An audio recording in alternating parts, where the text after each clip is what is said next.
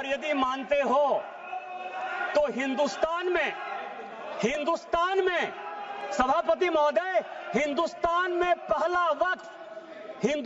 में पहले वक्फ की शुरुआत गोरी ने की।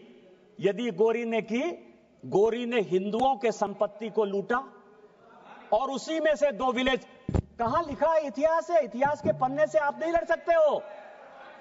यहां हिंदुस्तान में गोरी ने वक्फ की स्टार्ट की और आज जो है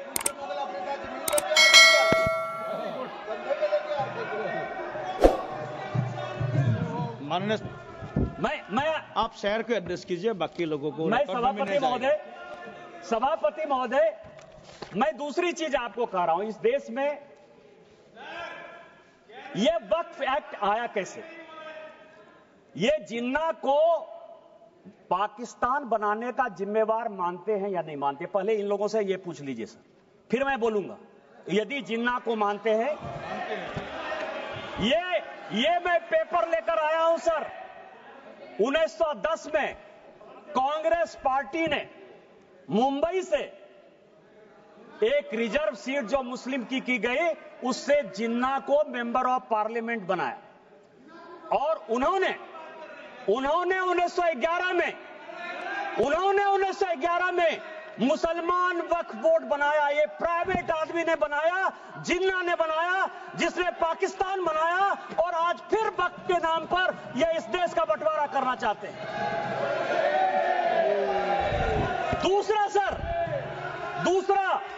दूसरा आजादी के बाद यहां सभी मेंबर ऑफ पार्लियामेंट बैठे हुए हैं। सभापति महोदय, यहां सभी मेंबर ऑफ पार्लियामेंट बैठे हुए हैं। एक मेंबर ऑफ पार्लियामेंट बताए कि किसी का प्राइवेट मेंबर बिल पास हुआ है? एक मेंबर ऑफ पार्लियामेंट, यहां पार्लियामेंट में 77 से स्वागत बाबू बैठे हुए, एक मेंबर ऑफ पार्लियामेंट बताए कि 77 के बाद से एक भी प्राइवेट मेंबर बिल पास हुआ है?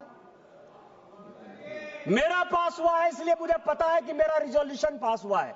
क्या रिजोल्यूशन पास हुआ है? धारा 370 खत्म होना चाहिए, 35 से खत्म होना चाहिए, कश्मीरी पंडितों को अधिकार होना चाहिए। वो इसलिए पास हुआ कि भारतीय जनता पार्टी की आइडियोलॉजी थी। मैं भारतीय जनता पार्टी का सांसद था, सरकार उसको पास कराना चाहती थी, इसलिए पास हो गया। ये जो 1954 का वक्फ एक्ट है, 1952 में सभापति महोदय काजमी साहब लेकर आए, एक प्राइवेट आदमी प्राइवेट बिल लेकर आया और उसके लिए जब यह बिल पास हो गया तो सेलेक्ट कमेटी बनी और उस सेलेक्ट कमेटी के जो मेंबर थे, अमजद अली, आप मुसलमानों की बात करते हो, 2 लोगों ने डिसेंट नोट दिया। एक का नाम था मोहनलाल सक्सेना और दूसरे का नाम था अमजद अली।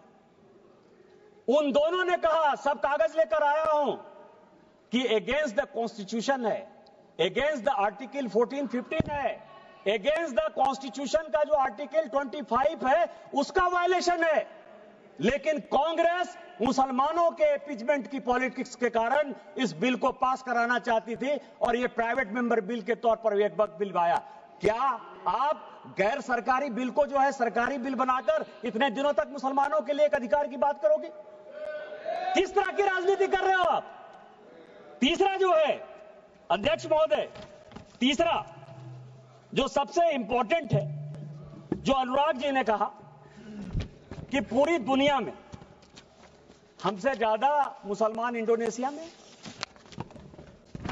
टर्की में, सीरिया में है, लेबनान में, सऊदी अरब में।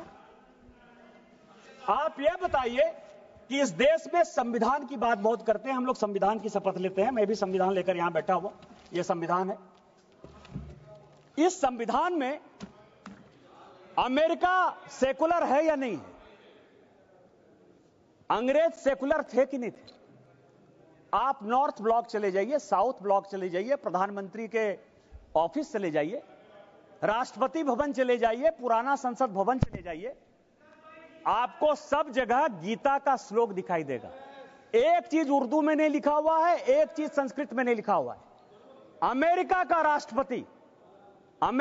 राष्ट्रपति यदि, बस 4-5 मिनट में खत्म करूंगा, अमेरिका का राष्ट्रपति यदि शपथ लेगा तो वो बाइबल पर लेगा। सारे मुस्लिम कंट्री के हेड ऑफ द स्टेट यदि शपथ लेंगे तो वो कुरान पर लेंगे। आपने किस तरह का बना दिया कि हम संविधान के ले सकते हैं, गीता पर नहीं हाथ रख के कर सकते हैं। और आपने मुसलमानों को एक अलग कानून दे दिया। ये पूरी दुनिया में कोई मुस्लिम कंट्री भी ऐसा नहीं है जिसने कि वक्फ को इस तरह का अधिकार दिया हुआ है। क्या आप भारत को एक मुस्लिम कंट्री बनाना चाहते हो?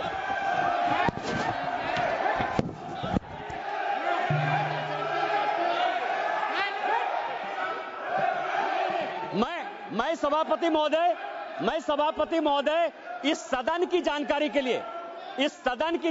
के लिए 1947 में जब जवाहरलाल नेहरू ने शपथ लिया ना प्रधानमंत्री पद का, तो यह संविधान नहीं था। उन्होंने गीता पर हाथ रखकर जो है शपथ लिया था प्रधानमंत्री का। उनको आप सेकुलर मानते हो कि नहीं मानते हो? मैं भी पूरा पढ़ के आया। गीता पर हाथ रखकर, यह संविधान की शपथ नहीं ली थी नेहरू ने, उन्होंने गीता की शपथ खाई थी। क्या आप उनको सेकुलर मानते हो कि नहीं मानते हो? तीसरा,